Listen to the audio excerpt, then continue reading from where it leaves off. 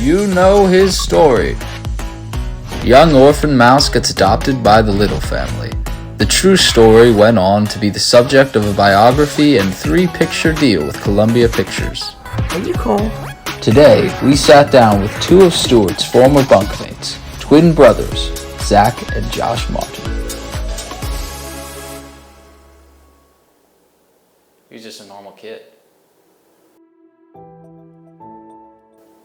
Sure, he was a talking mouse wearing doll clothes, but we treated him like a brother, me and Josh. If I'm being honest, I never really thought he was much of a threat when parents came to adopt. I mean, he's a mouse.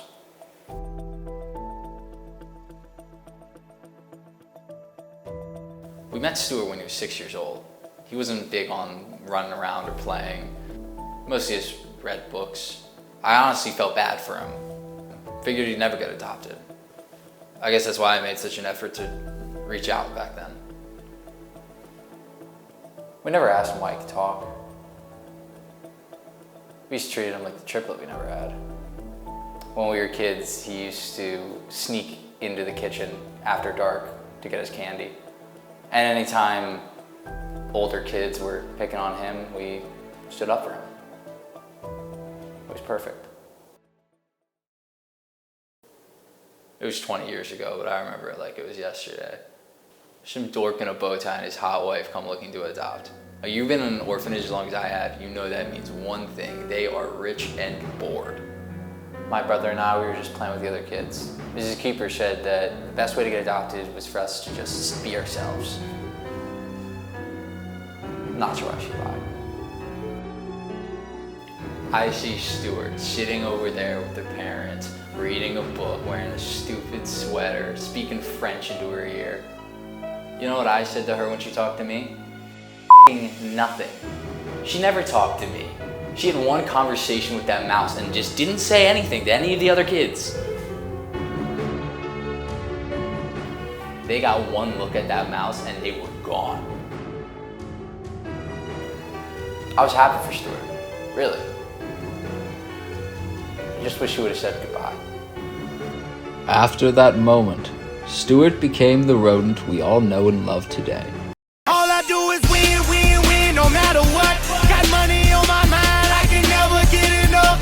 And every time I step up in the building, everybody hands go up. But what came of the Martin twins? I'm a children's psychologist, mostly working with youth in the foster system. Being an orphan myself, I know how important it is for them to have someone to talk to about things, especially if you're an orphan that didn't get adopted like me and my brother. I'm a pest control worker. Mostly deal with rodents, insects, mice. You said you had something to show us? Yeah. I was looking through some of my old stuff. Found this journal that I kept from when I was a kid. My brother had this diary.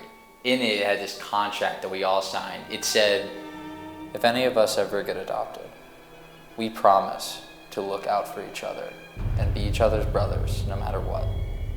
Signed, Josh, Zach, and Stuart Martin. He mostly went by our name back then. I took a picture of that little contract, and I sent it for the whole world to see.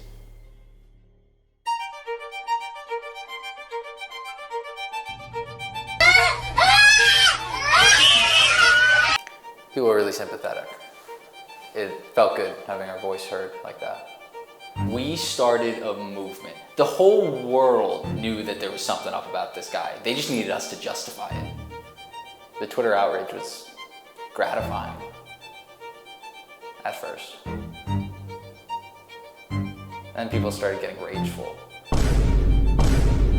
They started getting bitter. The outrage grew so strong, it eventually forced Stuart Little himself to respond via Twitter. It comes to a point where I have to address this.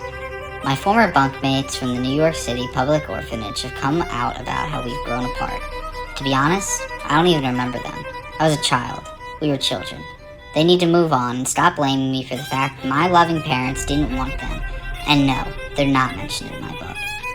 He's of course referring to his New York Times best-selling and Caldecott Medal-winning book, Man or Mouse, a Stuart Little autobiography. You said this?